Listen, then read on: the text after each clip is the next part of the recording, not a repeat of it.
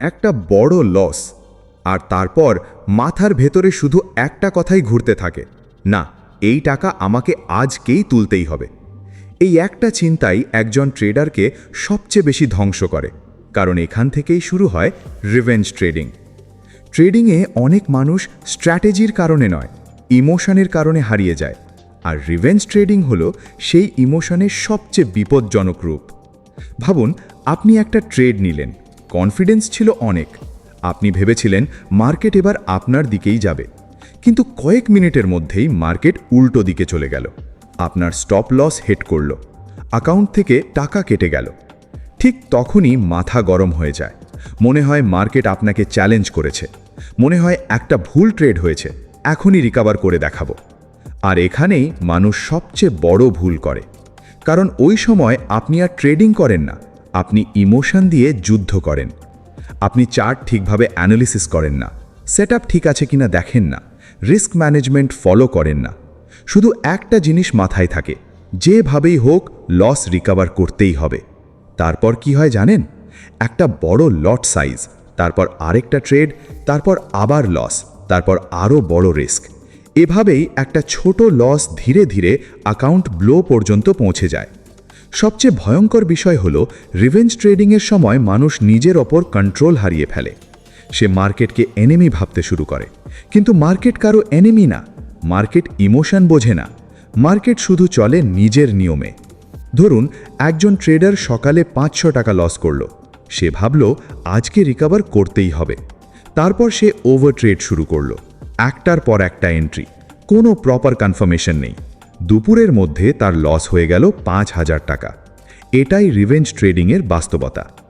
অনেক সময় মানুষ ভাবে একটা ভালো ট্রেড পেলেই সব রিকভার হয়ে যাবে, কিন্তু সমস্যা হলো লসের পর আপনার মাইন্ডসেট আর নর্মাল থাকে না। ফিয়ার, অ্যাঙ্গার, ফ্রাস্ট্রেশন সব একসাথে কাজ করে, আর ইমোশনাল অবস্থায় নেওয়া ডিসিশন বেশিরভাগ সময় ভুল হয়।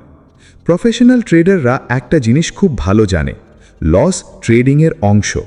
কেউ প্রতিদিন প্রফিট করে না, বিশ্বের বড় বড় ট্রেডাররাও লস নেয়, কিন্তু পার্থক্য হলো তারা লসের পর কাম থাকে, তারা রিভেঞ্জ নেয় না, কারণ তারা জানে একদিনের লস লাইফ শেষ করে দেয় না, কিন্তু একটা ইমোশনাল ডিসিশন পুরো অ্যাকাউন্ট শেষ করে দিতে পারে। ট্রেডিংয়ে সার্ভাইভাল সবচেয়ে গুরুত্বপূর্ণ, কারণ আপনি যদি মার্কেটে টিকে থাকেন তাহলেই ফিউচারে প্রফিট করার সুযোগ পাবেন, কিন্তু রিভেঞ্জ ট্রেডিং সেই সুযোগটাই শেষ করে দেয়। অনেক মানুষ একটা ভুল করে, তারা ভাবে বেশি ট্রেড মানেই বেশি প্রফিট, কিন্তু সত্যি হলো কম ট্রেড করেও অনেক মানুষ কনসিস্টেন্ট ইনকাম করে, কারণ তারা পেশেন্স রাখে। রিভেঞ্জ ট্রেডার কখনো পেশেন্স রাখতে পারে না, সে মার্কেটকে চেজ করতে থাকে, আর মার্কেটকে চেজ করলে মার্কেট আরও দূরে চলে যায়। লস হওয়ার পর সবচেয়ে ভালো কাজ কি জানেন? ট্রেডিং স্ক্রিন থেকে একটু দূরে সরে যাওয়া, মাইন্ড কাম করা, নিজেকে প্রশ্ন করা, আমি এখন লজিক দিয়ে ভাবছি নাকি ইমোশন দিয়ে।